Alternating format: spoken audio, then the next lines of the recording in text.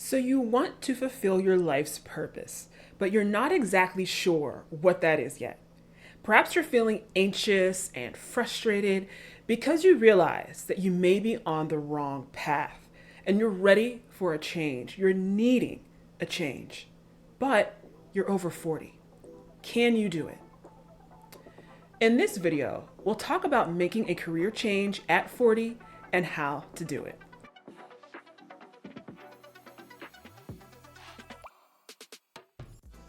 Hi, my name is Keisha Dent. I'm a certified hypnotherapist and the author of Life Change Now. If you are over 40 and realizing, or are no longer able to ignore, that you need a change, that you need a big change in your career and the direction of your life, you are not alone. Whether it's the endless job turbulence, hating who you work for, whether it's the feeling of hopelessness or depression, worthlessness, you deserve to be happy. And I'm going to repeat that again. You deserve to be happy and to feel proud and to feel engaged and to feel hopeful about your life, to feel good about your life direction and your life's work. And as long as you have breath, it is never, ever too late. If you are considering a career change over 40, the first thing that is so important to understand is that this is a mental game. So we are conditioned to remain stuck in the same position, to be stuck in the same place, and to serve in the same ways over and over and over again. Now, this is true because it actually benefits other people when we do this.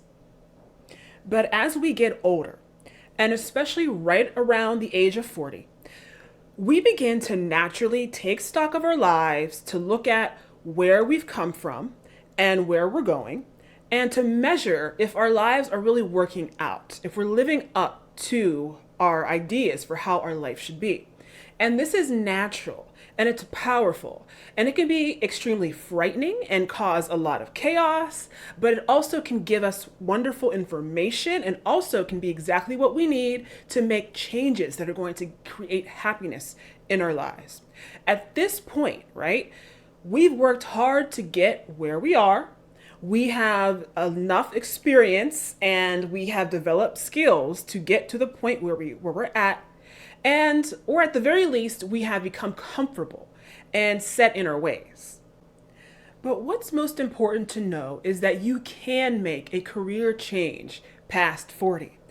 But you likely are holding on to a lot of thinking patterns and holding on to a lot of anxiety, a lot of conditioning that comes from places outside of yourself that is working against you. Much of which can come from conditioning around aging, and especially if you're a woman, this is even more likely. For some reason, men are given much more permission to reinvent themselves later in life. And I invite you right now to think about what fears come up around change for you, changing your career, changing your life direction, changing your mission in life post 40.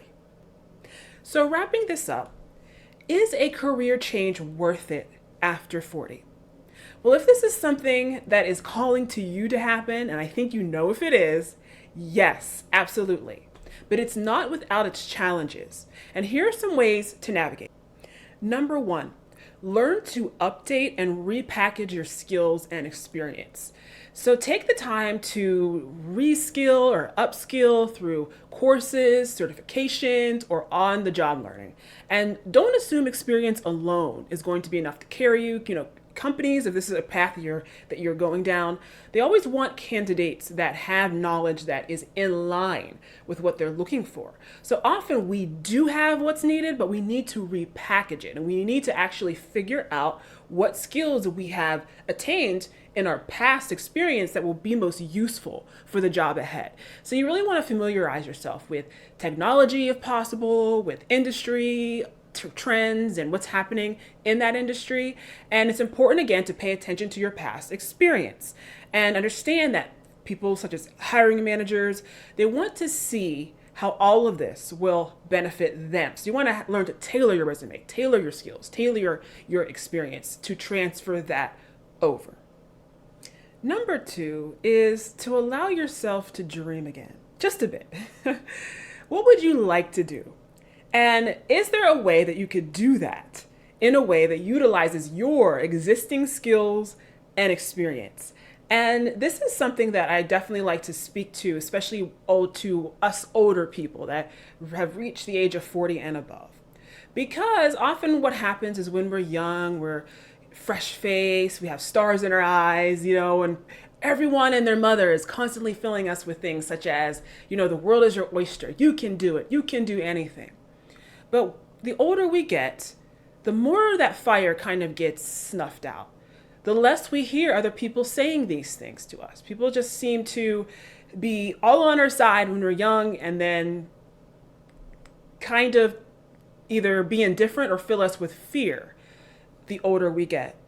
So it actually can feel very vulnerable and very scary to allow yourself to dream again and to allow yourself to think what could be possible for you. I know from experience that it almost feels like this too good to be true, and you feel the shrinking of yourself. But that's also something that ties into our last tip that we're going to talk about in a bit. But again, allow yourself to dream again. And allowing yourself to do this is an important step that we should take seriously. Number three is to network. Okay, so over 40, especially if you're changing things, you may no longer be actively networking, and you may actually be moving in a different direction. In this case, you need to invest time in making new connections, reconnecting with old contacts, letting the people know. Personally, if you are doing it parallel, you can make it very private. If you are starting at a whole new path, starting from scratch, doing your own side thing, letting everyone know what your next chapter is and what you're looking for, and just putting it out there that you may be looking for clients or looking for someone who knows or has their foot in a certain industry that you would like to maybe have some coffee with them and ask them what it's like. What does it take? What can you expect? Number four is be willing to be honest with yourself always. So many roles will demand high energy and long hours. So it's important to be honest with yourself about your stamina, about your time, about your energy, about your willingness to maintain the intensity that a new career may require. Okay, so the reason that entry-level positions tend to take younger people is often because younger people, they have the time, right? They naturally have the energy. They naturally have less relationships, less established family roles, less responsibility, and they can often devote more time and energy to the job's needs, and often for less money too. So that's a big part of it. And so it's important to be honest with yourself about if this is something that you're willing to do for a temporary period of time. And always remember that the challenge of a new position too could take some time to get things going. So, and it may often take a little bit longer than expected. So you really want to take time out for yourself, focus on your physical health.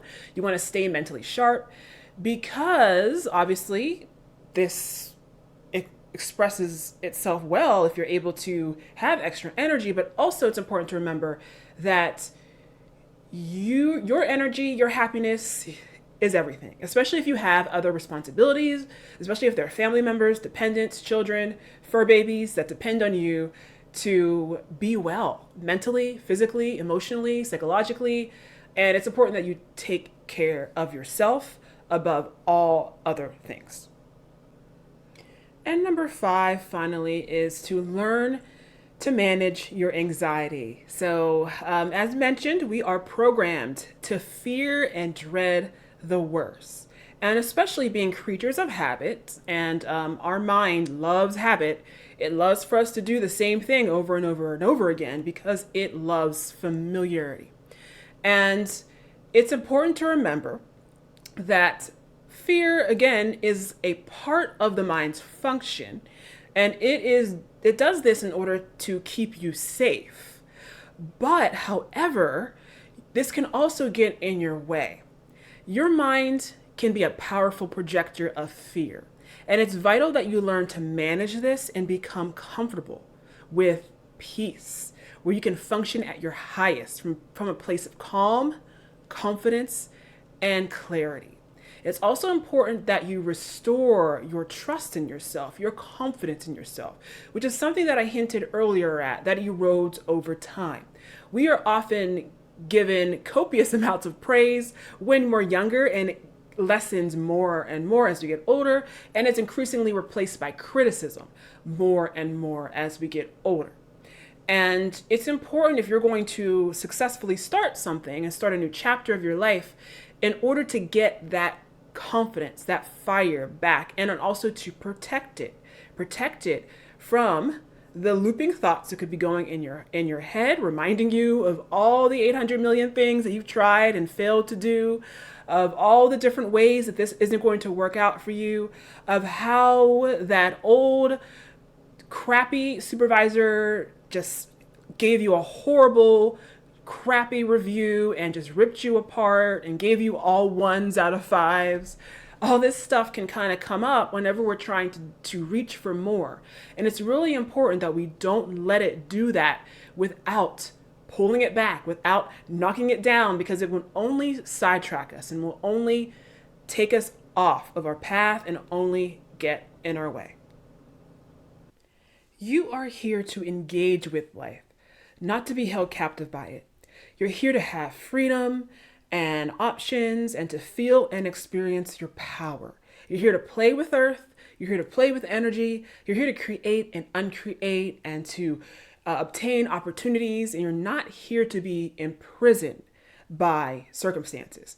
When you're able to use your most powerful tool, which is your mind, life can open up for you in amazing ways.